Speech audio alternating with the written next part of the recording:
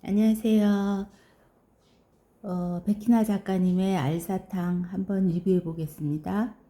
지금 보고 이 장면이 겉표지인데요. 한 아이가 분홍색 줄무늬 사탕을 보고 있어요. 쳐다보고 있어요. 뒷표지를 한번 보겠습니다. 뒷표지를 보면 아파트 입구 같고요. 그 다음에 애들이 타던 킥보드하고 보드 이런 게 세워져 있고 하단에 나무 같은 게 있습니다.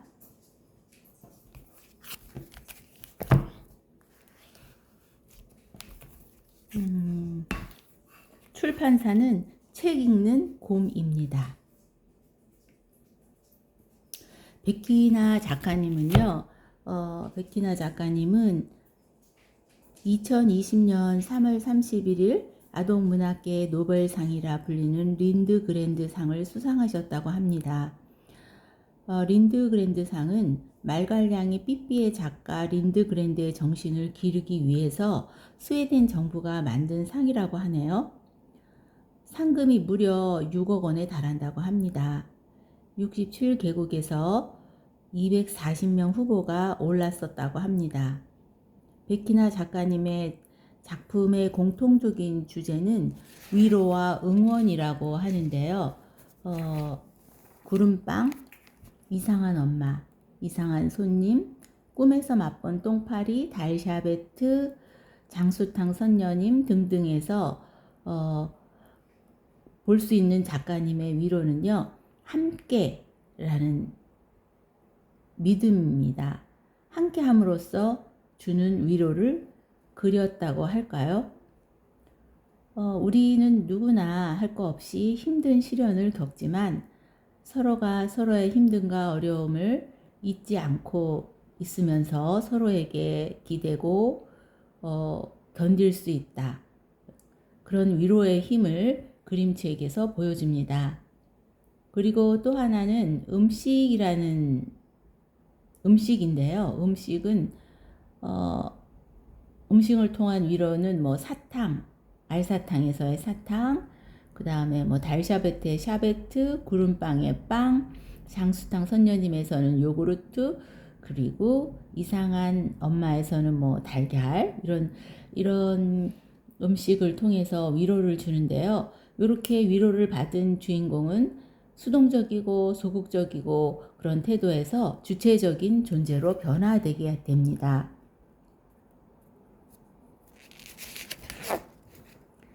그 다음에는 이제 가족인데요. 작가님의 가족의 개념은 작가님과의 인터뷰에 의하면은 굳이 혈연이 아니어도 가족일 수 있다는 생각을 가지고 계신 듯 합니다. 어떤 말씀을 하셨냐면요. 상처받지 않았으면 좋겠다. 항상 엄마 아빠가 있는 건 아니다. 없어도 괜찮다. 엄마 아빠가 없어도 같이 있어주고 서로 사랑하는 마음이 있으면 그걸로 완벽한 가족이다. 굳이 혈연이 아니어도 가족을 만들 수 있다는 말씀인 것 같습니다. 어떻게 형성됐든 가족은 필연적으로 갈등을 겪게 됩니다.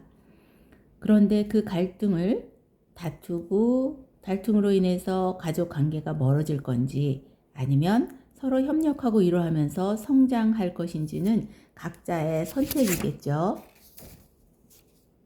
작가님의 책에서는 성장하는 가족을 보여줍니다. 특히 답을 찾도록 도와주는 할아버지 할머니의 역할, 즉 어른으로서의 역할.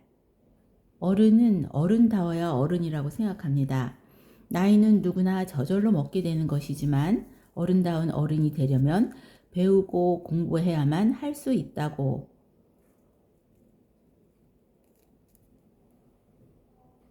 생각합니다. 그 어떤 어른이 돼야 되냐면 나의 삶으로 보여주는 어른이 돼야겠다고 다시 한번 생각하게 됐고요. 그러려면 계속 배우고 성장해야겠다는 것을 생각하게 해준 책이었습니다.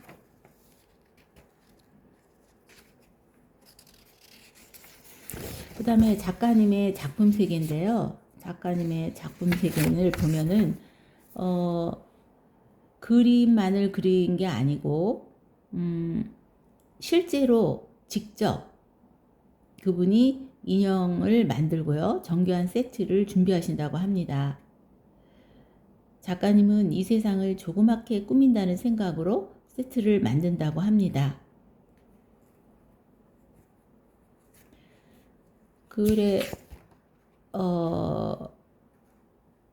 그것을 영상을 보는 듯한 느낌이 되게 들게 하기 위해서 그런 작품을 만든다고 합니다.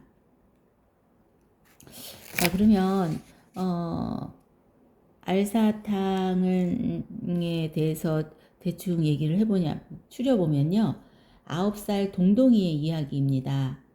동동이는 늘 혼자 구슬치기를 하면서 놀고요. 곁에는 늙은 개 구슬이가 있고 친구는 없습니다.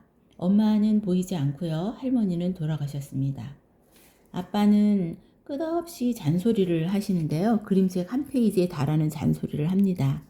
그러던 어느 날 동동이는 문방구에서 알사탕을 사게 되는데 문방구 아저씨가 권해서요.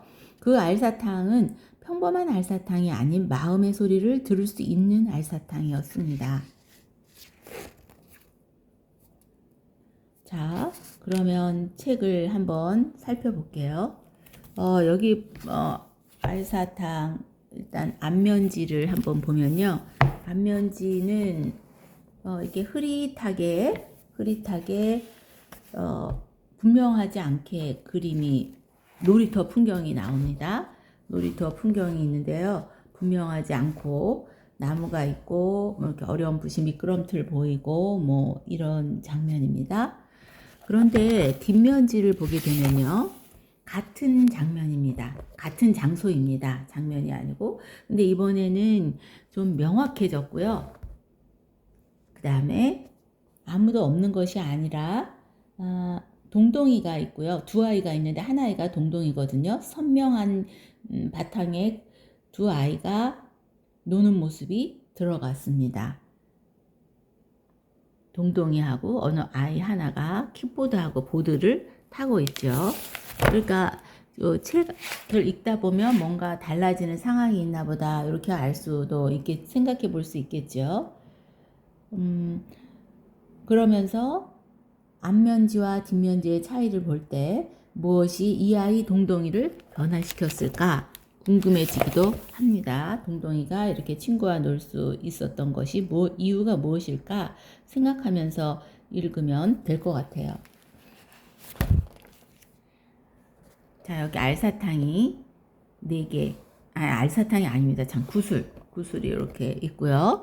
나는 혼자 논다. 혼자 노는 아입니다. 나는 혼자 논다. 혼자 노는 것도 나쁘지만은 않다. 친구들은 구슬치기가 얼마나 재밌는지 모른다. 만날 자기들끼리만 논다. 그래서 그냥 혼자 놀기로 했다. 맨날 만날 똑같은 말인데요. 자, 복수 표준어. 강아지가 엄청 힘들어하면서 따라가고 있어요. 동동이가 앞서가고 있고요. 자, 문방구에 갔습니다. 구슬이 더 필요하다. 문방구에 갔는데 문방구 할아버지가 동동이 표정, 새로운 구슬을 발견한 동동이 표정입니다. 근데 문방구 할아버지가 뭐라고 얘기하시냐면 동동이가 이건 못 보던 구슬이다. 그랬더니 문방구 아저씨가 그건 알사탕이야. 아주 달지. 어쩐지 크기도 모양도 색깔도 가지가지라더니 여기 구슬이 6개가 있어요. 알사탕이죠? 그래서 이제 알사탕을 먹기 시작합니다. 그 첫 번째 무늬가 이렇게 얼룩덜룩 줄무늬가 있는 거였는데요. 그걸 먹으니까 갑자기 동동이 귀에 동동아, 동동아, 여기 하는 소리가 들리기 시작하거든요. 아까 알사탕의 6개 중의 알사탕 중에서 소파입니다. 소파 무늬예요. 소파가 말을 하기 시작했어요. 동동아, 나는 소파야. 너희 집 소파. 리모컨이 옆구리에 껴서 너무 아파. 이렇게 말을 하게 됩니다. 그 다음에 두 번째. 그렇다면 하고 이번에는 다른 사탕을 먹어보는데요. 이 사탕 무늬가 꼭 구슬이 무늬 같은 무늬가 있는 사탕인데 역시 구슬이가 말을 하기 시작합니다. 구슬이는 동동이가 싫어서가 아니라 자기가 노견이라서 동동이를 따라다니기 힘들다. 오해하지 말아달라. 이래서 하루 종일 같이 놀게 됩니다. 그 다음에 이제 아빠인데요. 아빠가 이렇게 많은 잔소리를 합니다. 한 페이지예요. 한 페이지. 숙제했냐부터 시작해서 9시다 얼른 자라까지. 숙제했나? 장난감 다 치워라. 이게 치운 거냐? 빨리 정리하고 숙제해라. 구슬이 산책시켰냐? 똥은 잘 치웠냐? 산책할 때 비닐봉지 챙겨서 갔냐? 손은 닦았냐? 제대로 돌보지 않을 거면 개 키울 자격도 없다. 글씨가 이게 뭐냐? 창피하다. 자전거 열쇠는 찾았냐? 이름은 써놨냐? 리모컨은 똑바로 앉아라. 밥을 흘리지 마라. 밥 먹다 화장실 가지 마라. 문 꼭 닫아라. 등 펴고 의자 당겨 앉아라. 나물 더 먹어라. 꼭꼭 씹어라. 입 다물고 알림장 제대로 적어왔냐? 물은 밥 다 먹고 마셔라. 밥 다 먹고 말해라. 가정통신문 있으면 식탁 위에 놓아둬라. 급식은 골고루 다 먹어야 한다. 손톱 깨물지 마라. 구슬이 밥 접냐? 물 더 줘라. 소리 내지 말고 살살 다내라. 물통 꺼내놔라. 물은 왜 남겼냐? 어제도 목욕 안 하고 잤지? 오늘은 꼭 씻고 자라. 팬티도 갈아입고 바지 뒤집어 벗어놓지 마라. 머리 잘 헹궈라. 샴푸 조금만 짜서 써라. 귀 뒤에 거품 있다 다시 헹궈라. 양치질해라. 치실했냐? 양치 다 해라. 양치 다시 해라. 너 기침하더라. 가글도 해라. 팬티 갈아입었냐? 내복은 언제 입은 거냐? 빨래 가져가라. 가방 챙겼냐? 방과 후 준비물 제대로 확인해라. 일기장이랑 알림장 챙겨놓아라. 내일 입을 체육복 꺼내놔라. 책 읽어라. 만화책 말고. 안 들린다. 큰 소리로 또박또박 읽어라. 물컵은 하나만 써라. 먹으면 물로 꼭 헹궈서 엎어둬라. 자기 전에 뭐 먹으면 안 된다. 양치 다시 해라. 조끼 입고 자라. 춥다. 9시다. 얼른 자라. 자, 이번에는 동동이가 아우 지겨워. 복수다. 하면서 복수심으로 아빠처럼 까칠한 사탕을 골랐습니다. 그때 들리는 말은 사랑해 사랑해 사랑해 사랑해였습니다. 동동이가 아빠 등 뒤에 가서 아빠를 껴안습니다. 백허그를 합니다. 나도 라고 돼 있어요. 그 다음에는 이제 핑크색 사탕을 이제 먹는데 내 주위에는 분홍색이 없는데 누구 목소리일까 하고 근데 이 사탕은 풍선껌 같은 사탕이었어요. 이때 중요한 목소리가 들립니다. 할머니였어요. 할머니 내 목소리 들려? 아주 잘 들려. 할머니는 재밌게 잘 지내고 있어. 여학기 때 친구들을 모두 만났거든. 옛날처럼 막 뛰어다니면서 논단다. 동동이도 친구들이랑 많이 뛰어놀아라. 동동이에게 할머니가 친구들이랑 많이 뛰어놀라는 말씀을 하셨습니다. 그 다음에 이제 사탕이 이제 또 2개 남았는데요. 이 사탕에는 밖에서 소리가 들렸어요. 안녕. 낙엽이 떨어지면서 단풍 든 낙엽이 떨어지면서 동동이에게 안녕 하고 인사를 했습니다. 근데 이번에는 숲에 아무도 없는 게 아니고 누가 보입니다. 어려운 붓이 보이죠? 보이고 이제 마지막 남은 사탕 한 알이 있는데요. 이 사탕을 아무리 빨아도 그냥 조용했대요. 그래서 이 동동이는 어떻게 했냐면 먼저 말해버리기로 했다. 나랑 같이 놀래? 이렇게 먼저 말을 걸게 됩니다. 그래서 이렇게 노는 장면이 나오게 되는데요. 제가 생각하기에는 동동이에게 꼭 필요한 이야기를 할머니가 해주신 것 같아요. 그래서 동동이가 결국은 관계 맺기가 서툴었지만 할머니의 말대로 관계를 맺게 되는 그런 얘기였습니다. 근데 우리가 살면서 상대방의 마음을 알고 싶을 때가 참 많은 것 같아요. 무슨 생각인가 궁금하기도 하지만 그리고 결국은 자기 틀에서 다른 사람 생각이 어떤지 생각하게 되는데요. 그러다 보면은 서로 소통이 안 될 수도 있겠죠. 상대는 그렇게 생각하지 않지만 내가 나의 생각의 틀에서 그렇게 생각을 할 수가 있으니까요. 물론 상대의 생각의 틀도 나의 생각의 틀도 그동안 내가 태어나서 살아오면서 형성된 것이겠죠. 색안경, 또 틀, 프레임 이렇게 말을 하고 하는데요.